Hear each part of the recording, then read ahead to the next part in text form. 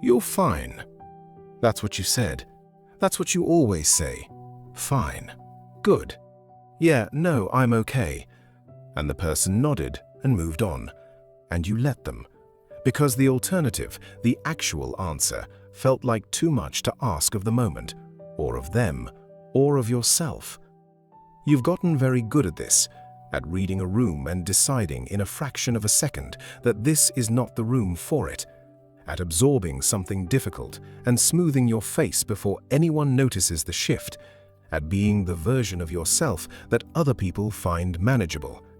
If that's you, you are not fake, you are not performing. Well, you are performing, but not because you don't have a self, because somewhere along the way you learned that showing your real self had costs that were not worth paying, and that lesson has been running ever since. Let's start with where it comes from, because the habit of pretending to be okay almost never develops in a vacuum.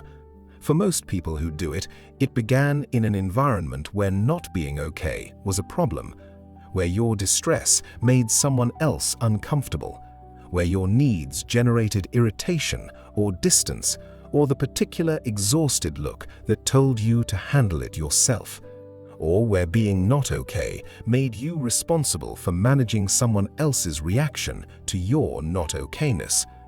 In that environment, you learned something very specific. Your feelings are a burden. Other people's comfort depends on your management of your own experience. Being okay, or appearing to be, is how you keep things safe. And so you got very good at appearing to be okay. The performance was not dishonesty, it was survival. There is also a second origin that is quieter and more common than people admit. It is not an environment of active dismissal, it is an environment of simple emotional unavailability. Parents who were present but distracted, relationships where the other person was struggling too much to hold space for your struggle. A culture, a family, a school, a community that valued composure and treated emotion as weakness. In that environment, there was no dramatic lesson, just a gradual shaping, a slow learning that this is not what we do here, that the way through difficulty is quietly and alone, that being okay is the price of admission.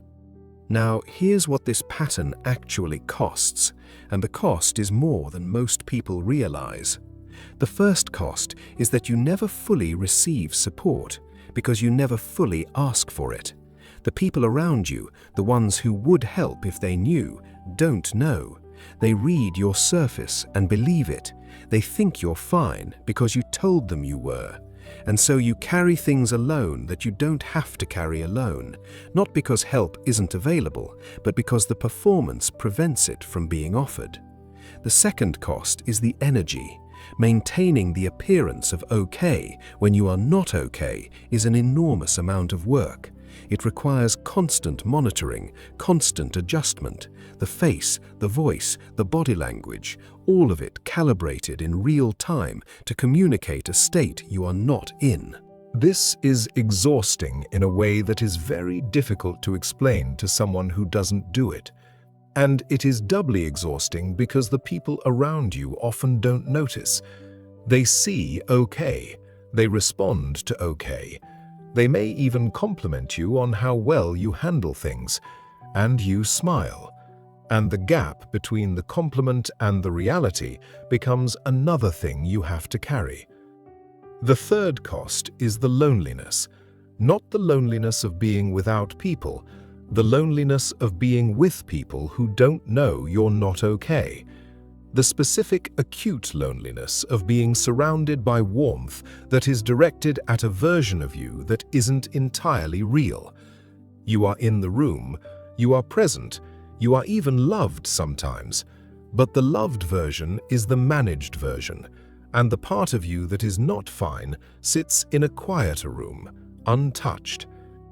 Now, here's something worth understanding about why the performance persists even when it's costing you.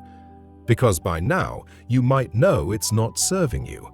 You might have read things like this before. You might have decided more than once to be more honest. And then the moment came.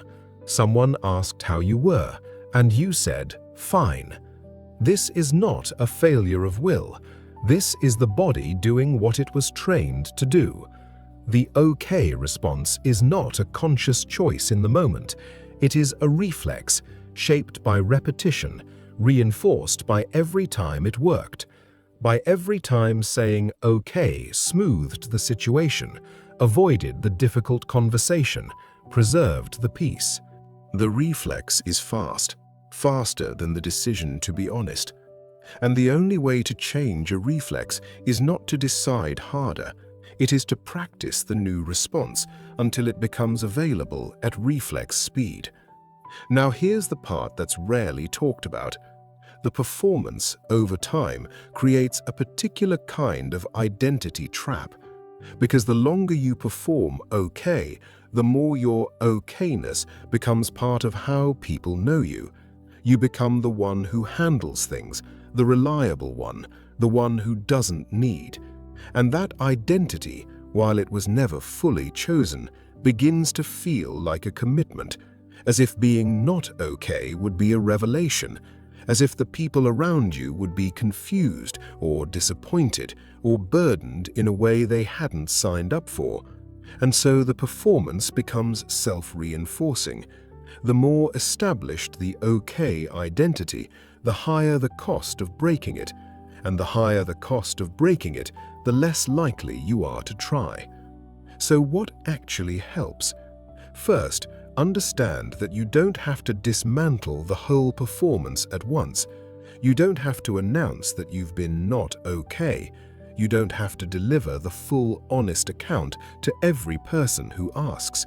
You just have to find one person with whom you practice a slightly less managed version of yourself. Not the whole truth, just more of it. Just enough to see what happens when the managed version steps aside for a moment. Second, notice the moment before you say fine, that fraction of a second between the question and the answer. In that gap, something is happening. The assessment of the room, the calculation of what's safe, the selection of the okay response. You don't have to change the answer yet, just notice the gap. Make it visible to yourself, because a gap you can see is a gap you can eventually choose differently in. Third, understand that letting people see you struggle is not weakness, it is not burden, it is information.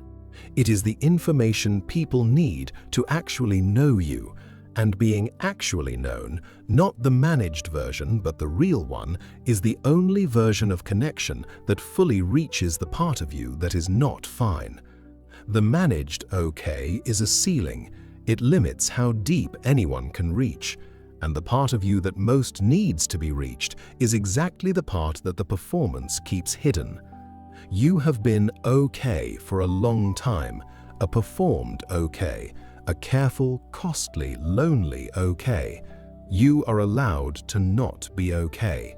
Not to everyone, not all at once, but to someone, in some room, in some moment when the question is genuine and the person asking it is safe.